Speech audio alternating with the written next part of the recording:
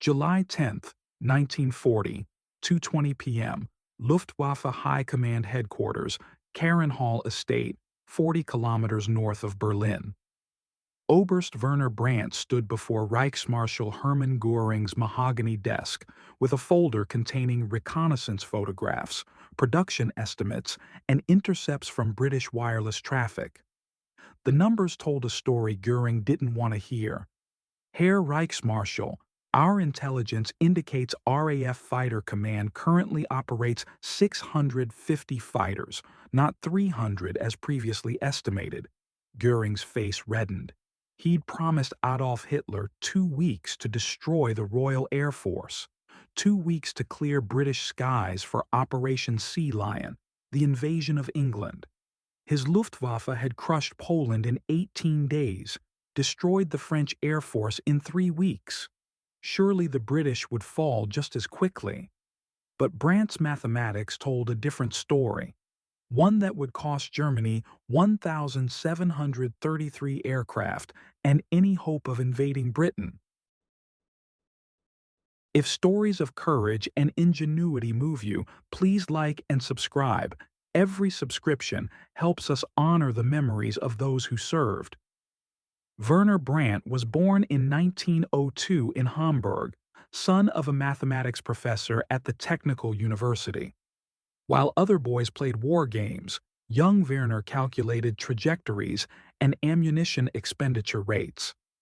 He entered the Reichswehr in 1922, assigned to intelligence analysis because poor eyesight disqualified him from pilot training. By 1938, he'd earned a reputation for accuracy that made commanders uncomfortable. Brandt's estimates rarely matched their optimistic predictions. When Germany invaded Poland in September 1939, Brandt calculated Polish Air Force strength at 935 aircraft. Luftwaffe intelligence claimed 500. Brandt was correct. When France fell in June 1940, Brandt estimated remaining French fighter strength at 780. Official estimates said 400. Again, Brandt was proven right when captured French records confirmed his numbers. This pattern of accuracy earned him both promotion to Oberst and resentment from colleagues who preferred convenient lies to uncomfortable truths. By July 1940, Brandt headed the Luftwaffe's intelligence section analyzing RAF strength, a position that would put him directly at odds with Germany's second most powerful man. Göring had promised Hitler that the Luftwaffe would gain air superiority over Britain in 14 days, 2 weeks. Then Wehrmacht infantry could cross the English Channel with minimal air resistance. German generals who'd conquered Europe in 9 months saw no reason to doubt him. The Luftwaffe was the most powerful air force in the world, with 2,800 operational aircraft ready to strike Britain. But Brandt, studying reconnaissance photos from flights over British airfields, counting factory outputs at Supermarine and Hawker plants, intercepting RAF communications, saw something different. The British weren't beaten. They were building fighters faster than Germany could destroy them, and nobody wanted to hear it. July 3, 1940, Squadron Leader David Morrison, 234 Squadron RAF, died when his Spitfire caught fire over Dover. German intelligence logged the kill, subtracted 1 from their estimate of remaining RAF fighters, 299 left.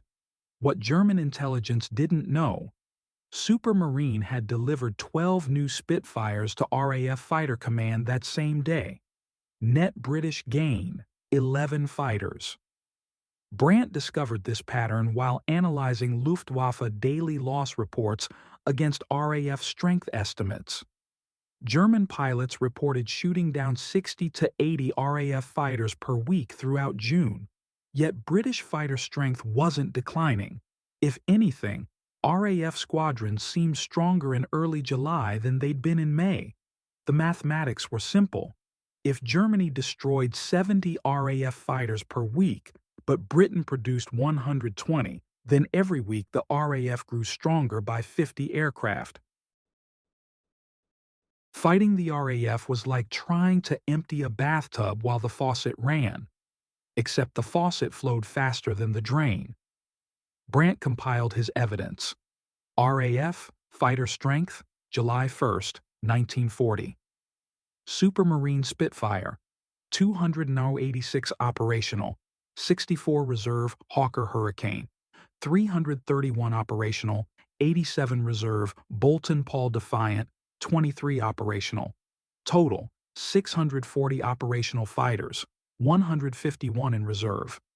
Grand total, 791 aircraft British production, June 1940.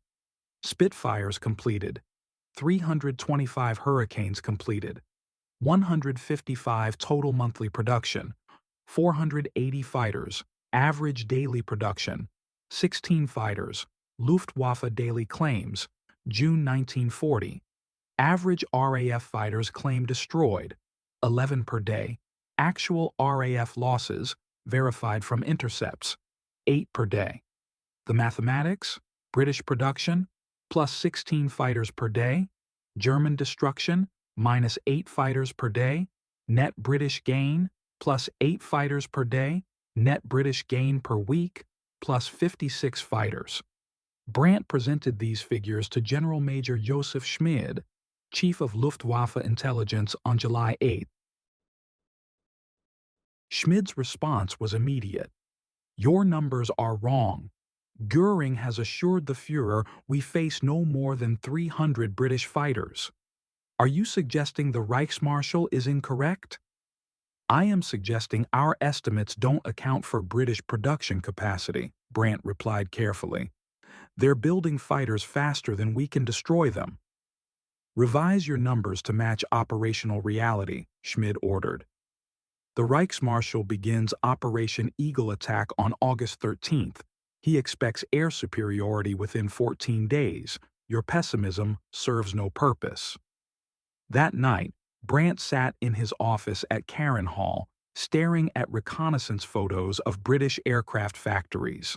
Supermarines Works at Castle Bromwich, Hawker's facility at Langley. Lord Beaverbrook's Ministry of Aircraft Production was running 3 shifts per day, 7 days per week. British women were riveting Spitfire wings faster than German men could shoot them down. The mathematics were undeniable and utterly ignored. Brandt decided to present his analysis directly to Göring, bypassing Schmid. If the Reichsmarschall understood the mathematics, perhaps he'd adjust the 14-day timeline or request more resources. Perhaps he'd delay Operation Sea Lion until the Luftwaffe had truly degraded RAF strength. It was naive optimism from a man who dealt in numbers, not politics.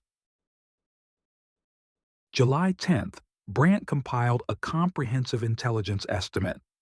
Analysis of RAF Fighter Command strength and German operational requirements. Section 1. Current RAF strength. Verified operational fighters, 650, plus or minus 25 reserve aircraft. 140 to 160 pilot strength. 1,434 trained fighter pilots. Weekly pilot graduation, 65 from operational training units. Section 2. British production capacity, monthly fighter production, June. 480 aircraft projected. July production, 520 aircraft based on factory expansion. Daily average, 17 aircraft. Key vulnerabilities, Castle Bromwich Spitfire plant, Rolls-Royce Merlin engine factory at Derby section. 3. Required German destruction rates to achieve air superiority within 14 days. Luftwaffe must destroy 650 operational RAF fighters, destroy 150 reserve fighters, destroy 238 newly produced fighters, 14 days, times 17 per day. Total requirement, 1,038 RAF fighters destroyed in 14 days, average daily requirement. 74 RAF fighters destroyed, Section 4, Luftwaffe. Capabilities, assessment, current daily destruction rate, verified. 8 to 12 RAF fighters, maximum sustainable destruction rate, optimistic. 15 to 20 RAF fighters per day, gap between requirement and capability. 54 to 66 fighters per day. Section 5. Alternate approaches to achieve air superiority, Luftwaffe must. Option A. Destroy production target aircraft factories, not fighters. If Britain cannot produce 17 fighters per day, their reserves deplete. Required targets: Supermarine Castle Bromwich Works, Spitfire production, Hawker Langley facility, Hurricane production, Rolls-Royce Derby, Merlin engine production. Option B. Blind the defense target chain, home radar stations. British early warning gives RAF 30-minute notice of incoming raids, allowing fighters to intercept at altitude advantage. Without radar, RAF must maintain standing patrols, exhausting pilots, burning fuel, or accept being caught on ground. Option C. Realistic timeline. Acknowledge air superiority requires 90 to 120 days, not 14 days. Maintain pressure while systematically degrading RAF pilot strength, harder to replace than aircraft. Conclusion. Current strategy of fighter versus fighter combat favors Britain due to superior production rates and defensive advantages: radar, short distances to base, pilot recovery over friendly territory. 14-day timeline is mathematically impossible given current approach. Brandt signed the report, placed it in a leather folder, and requested an audience with Göring. Schmid tried to block the meeting. Brandt pulled rank, citing his authority as Chief of Intelligence Analysis to brief the Reichsmarschall directly on critical intelligence matters. The meeting was scheduled for July 10, 2:20 p.m. Brandt walked into Göring's office with mathematics and reconnaissance photos. He walked out with orders to revise his defeatist estimates. August the 12th, 7 a.m. Brandt stood in the operations room at Luftwaffe, 2 headquarters, watching General Oberst Albert Kesselring brief bomber crews. Today's targets: RAF radar stations along the southern coast of England, the tall steel towers of Britain's chain-home radar network. Finally, Brandt thought. They're following Option B, Erprobungsgruppe 210, the Luftwaffe's specialized precision strike unit, would lead the attack. Dornier Do-17 and Messerschmitt Bf 110 fighter bombers, flying low to avoid radar detection until the last moment, hit the stations before RAF fighters could scramble. 12:35 a.m. The first wave struck Ventnor Chain, home station on the Isle of Wight.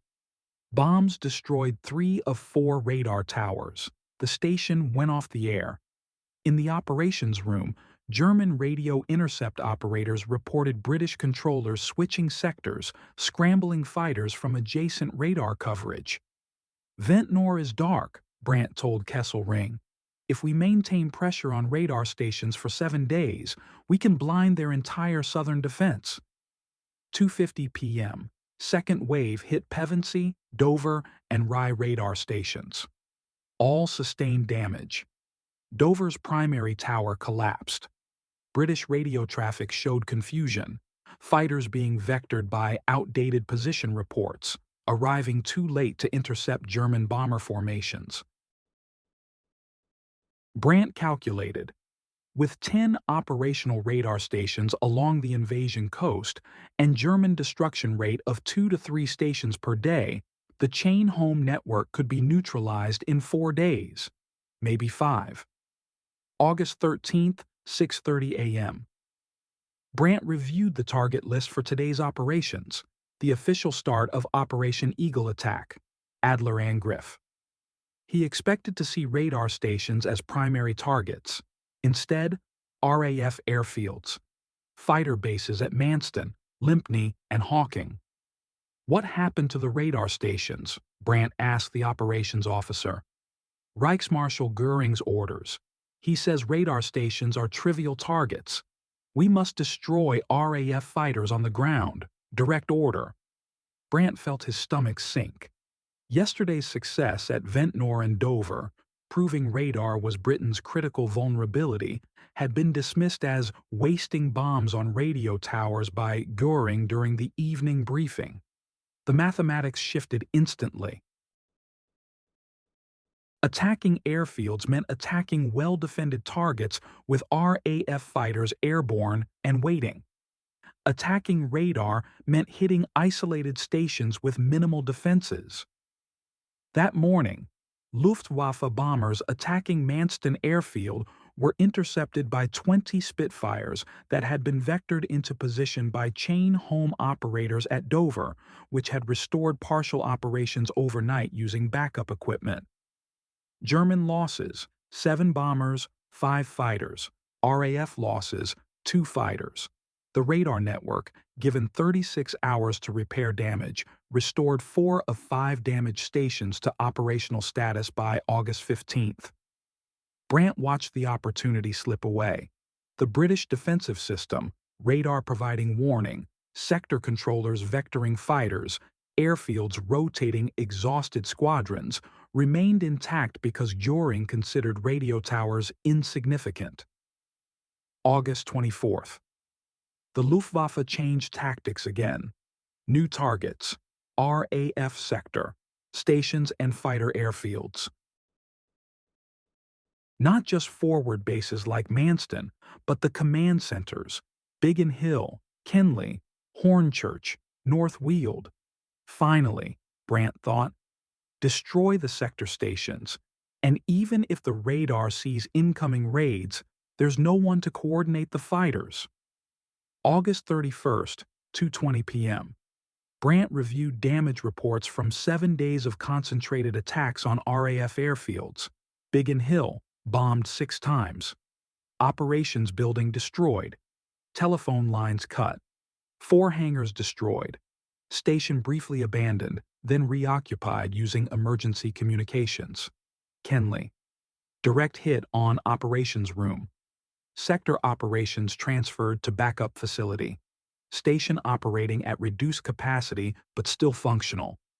Manston. Bombed 14 times in 10 days. Declared inoperable. Squadrons withdrawn to airfields further north. RAF fighter strength, verified from intercepts. August 31st.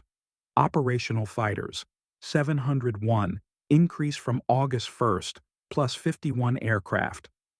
Despite 7 days of maximum effort against RAF airfields, despite Luftwaffe claims of 380 RAF fighters destroyed, British fighter strength had grown by 51 aircraft. Brandt ran the numbers. Week of August 24th to 31st, Luftwaffe claimed RAF fighters destroyed, 380 actual RAF fighters destroyed. Verified. 106 British production, 7 days times 17 per day, 119 fighters. Net British gain, 13 fighters.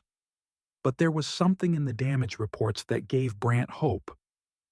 RAF pilot strength was declining, not aircraft, pilots. British fighters were being replaced, British pilots weren't. RAF pilot strength, August 1st, 1,434 pilots. August 31st, 1,048 pilots. Decline, 386 pilots, 27%. Pilot training took 6 months.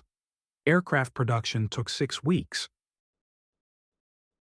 If the Luftwaffe maintained pressure on RAF airfields, forcing British pilots to fly 4, 5, 6 missions per day, pilot exhaustion and casualties would break fighter command before aircraft shortages did. Brandt wrote another report. Continue airfield attacks, ignore fighter production, target the pilots. September 4th, 8 a.m. Brandt was summoned to a briefing with Göring. The Reichsmarschall was furious. The previous night, RAF bombers had struck Berlin, a symbolic raid that caused minimal damage but infuriated Hitler. The Führer demands retaliation, Göring announced. Effective immediately. All bomber operations will target London. We will burn their cities. We will break their will. Herr Reichsmarschall, Brandt said carefully, our attacks on RAF airfields are succeeding. British pilots' strength has declined 27% in 8 days. If we maintain pressure for 2 more weeks. London, Göring shouted. The Führer has ordered it. We will teach the British the price of bombing German cities. Brandt felt the mathematics collapse. Attacking London meant flying deeper into Britain, giving RAF fighters more time to intercept. It meant abandoning the strategy that was working, grinding down RAF pilots' strength for a terror bombing campaign that would unite British resolve rather than breaking it. September 7, 4 p.m.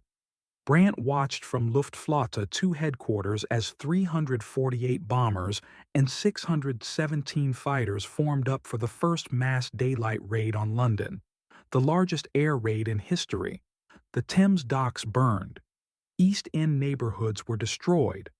436 British civilians died. Göring celebrated. RAF Fighter Command celebrated quietly. While German bombers attacked London, British airfields, damaged but operational, stood empty of German bombs. Ground crews repaired cratered runways. Exhausted pilots rested. Replacement aircraft arrived from factories. The pressure was off. September 15, 12:30 a.m. Brandt stood in the operations room watching the largest daylight raid yet develop. 200-plus bombers with 400-plus fighter escorts targeting London again. Then the reports started coming in.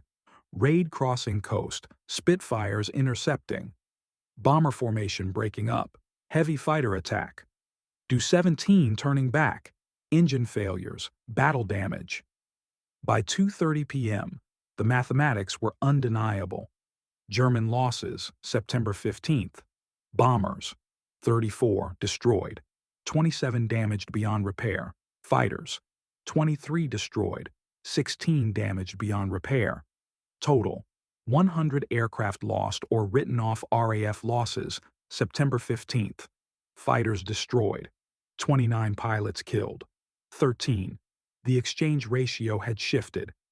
In August, attacking airfields, Luftwaffe losses averaged 1.5 to 1 against RAF fighters. Today, attacking London, the ratio was 3.4 to 1 in Britain's favor. Brandt calculated the sustainability.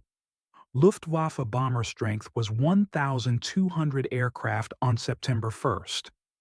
Losing 50 to 60 bombers per major raid meant 20 to 24 raids until bomber force was combat ineffective. At current operational tempo of 1 major raid every 2 days, that meant 40 to 48 days until the bomber force was destroyed. The mathematics were simple. Germany would run out of bombers before Britain ran out of fighters. September 17th. Göring ordered the Luftwaffe to switch to night bombing. Daylight losses were temporarily unacceptable. Night raids would continue the terror campaign against London while preserving bomber strength. Brandt reviewed the effectiveness reports from the first week of night bombing, bombing accuracy, daylight raids.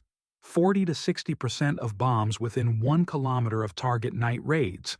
5 to 15% of bombs within 1 kilometer of target RAF night fighter effectiveness. Night fighters destroyed.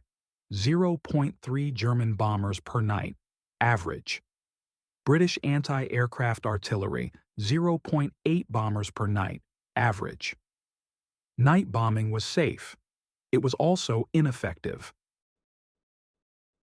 Bombs falling randomly across London caused civilian casualties, but did nothing to degrade Britain's ability to produce fighters, train pilots, or operate radar.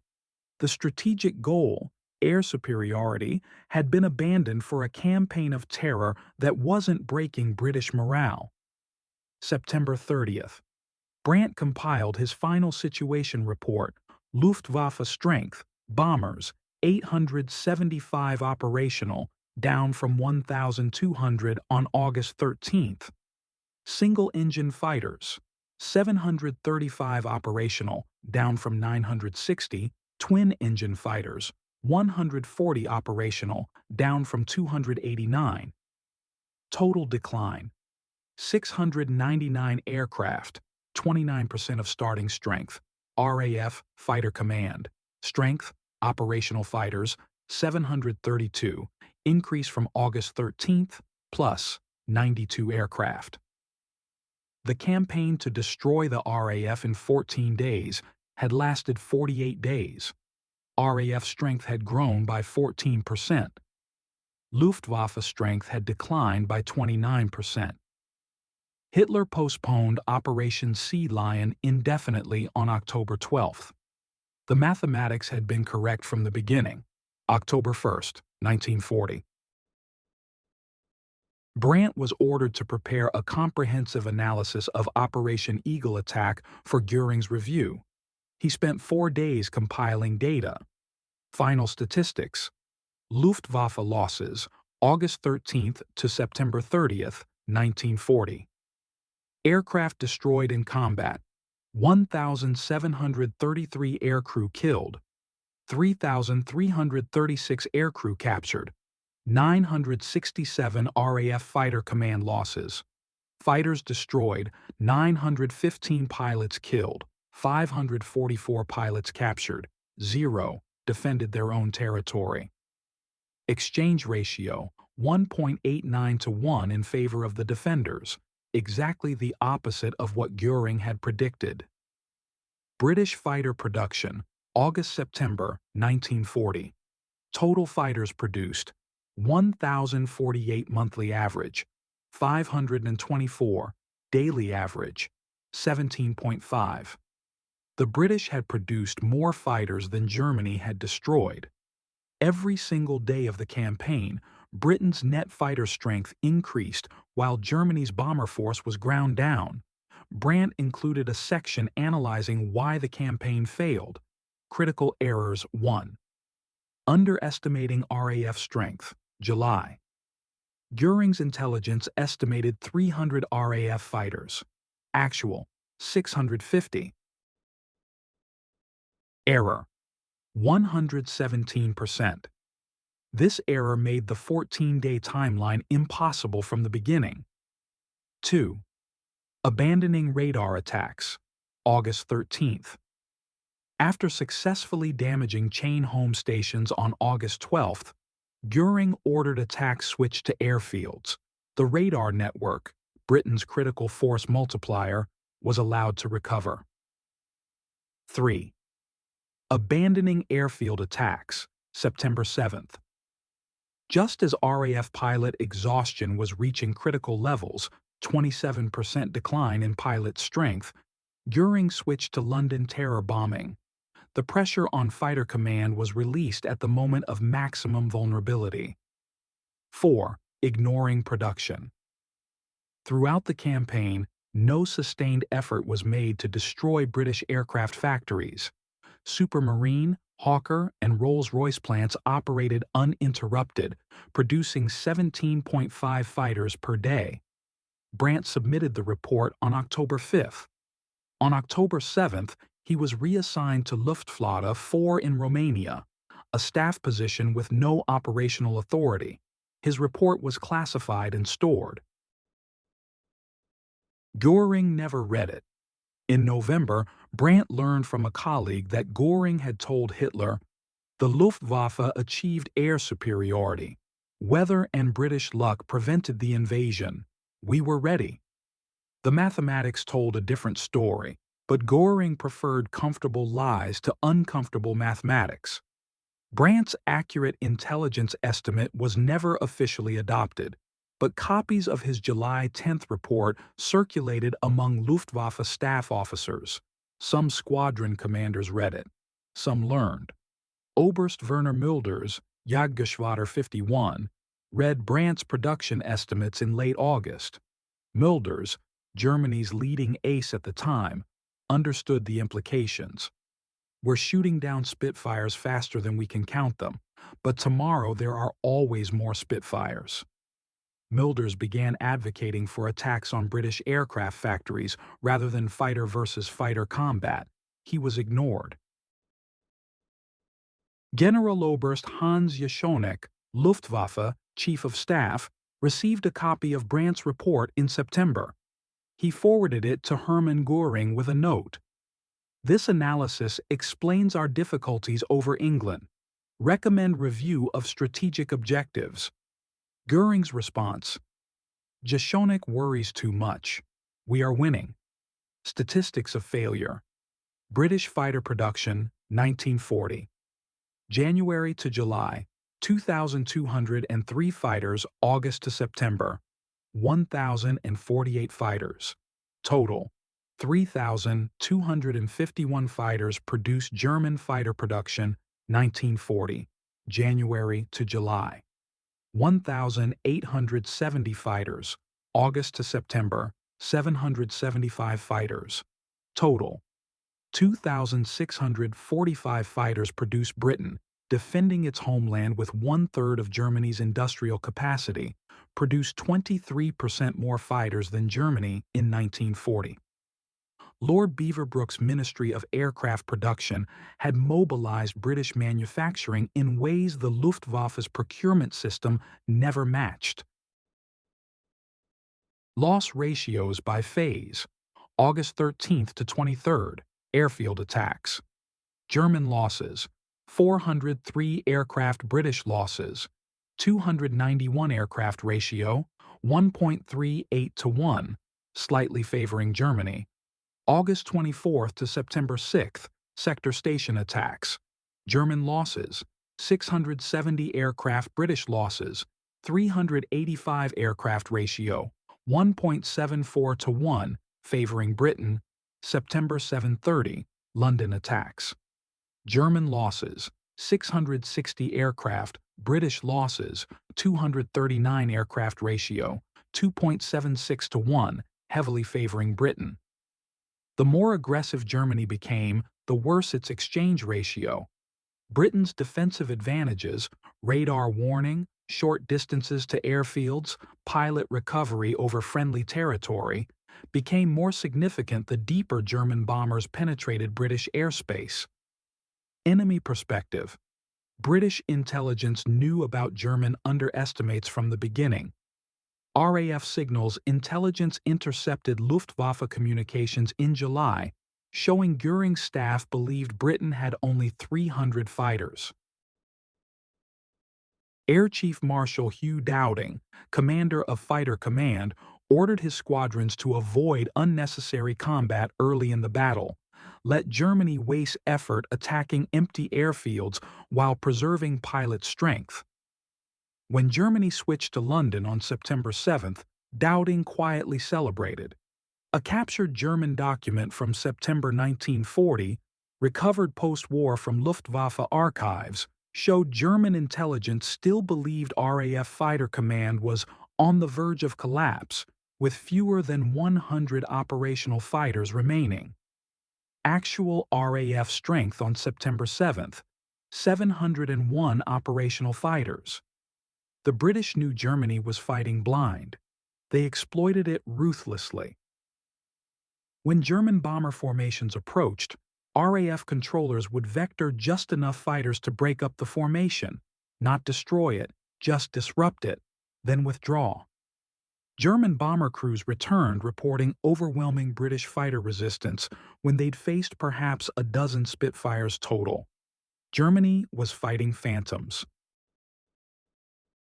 Phantoms that Lord Beaverbrook's factories produced at 17 per day.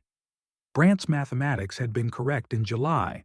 By October, those same mathematics explained Germany's failure. The Luftwaffe had lost 1,733 aircraft trying to destroy an enemy force that grew stronger every day. One person had known. One person had calculated the impossibility. One person had tried to warn them. He was silenced and transferred to a meaningless staff position in Romania. Werner Brandt survived the war. That was unusual for Luftwaffe intelligence officers. Most were killed in Allied bombing raids on headquarters facilities, executed by the Gestapo for defeatism, or captured by the Soviets and never seen again. Brandt survived because his transfer to Romania in October 1940 took him away from operational headquarters. He spent 1941 to 1944 analyzing Soviet aircraft production estimates, which were, again, more accurate than official Luftwaffe intelligence, and watching Germany repeat its mistakes on an even larger scale. When Romania switched sides in August 1944, Brandt surrendered to British forces. His intelligence files, including his July 1940 report on RAF strength, were seized by RAF intelligence officers and studied with considerable interest. A British interrogator asked him, "How did you calculate 650 RAF fighters when your own Luftwaffe intelligence estimated 300? Brandt replied, "I counted them. Reconnaissance photographs of airfields, production estimates from factory monitoring, wireless intercepts of RAF squadron designations, basic mathematics. Göring preferred optimism to mathematics." Did anyone listen to your analysis? General Oberst Werner forwarded my report to Göring in September. Göring ignored it. By then, we'd already lost the battle. Brandt was released from British captivity in 1947. He returned to Hamburg, now in ruins from Allied bombing, and found work as a mathematics instructor at the reconstructed Technical University. He never rejoined the military. He never spoke publicly about his wartime service until a 1968 interview with a military historian researching the Battle of Britain. In that interview, Brandt was asked, "Could Germany have won the Battle of Britain?" His answer, "With different strategy, perhaps. Attack radar stations for 2 weeks, blind the defense, then attack aircraft factories, stop production, then attack airfields, destroy what remains. But this required 90 to 120 days of sustained operations, not 14 days. Hitler wanted quick victory. Göring promised quick victory. Reality delivered defeat." What was the critical error? Göring's mathematics. He calculated we faced 300 British fighters. We faced 650. He calculated we were destroying them faster than they could replace them. We were destroying 8 per day while they produced 17. Everything that followed, every tactical decision, every strategic revision, was built on those false numbers. Garbage in, garbage out, as mathematicians say. Werner Brandt died in 1979, age 77. His obituary in the Hamburger Abendblatt mentioned he'd been a Luftwaffe intelligence officer during the war. It didn't mention his July 1940 report, the report that correctly predicted Germany would fail to achieve air superiority over Britain, the report that nobody read until after the war was over. One person did the mathematics. One person counted British fighters, calculated production rates, estimated required destruction rates. One person told Hermann Göring and Adolf Hitler that the plan wouldn't work. They ignored him because the mathematics were inconvenient. Germany lost 1,733 aircraft. RAF Fighter Command gained 92 aircraft. The largest air campaign in history, designed to destroy the Royal Air Force in 14 days, ended after 48 days with the RAF stronger than when it started. All because Göring's estimate was wrong by 300 fighters instead of 600, a rounding error that cost Germany any hope of invading Britain. Werner Brandt knew, he calculated, he reported, he was silenced. History vindicated him. But vindication came 5 years too late, after 1,733 German aircraft and 3,336 air crews were lost fighting an enemy that grew stronger every day. Numbers don't lie. Leaders do. If this story moved you, please like, subscribe, and share. Comment below. What other intelligence failures changed the course of World War II?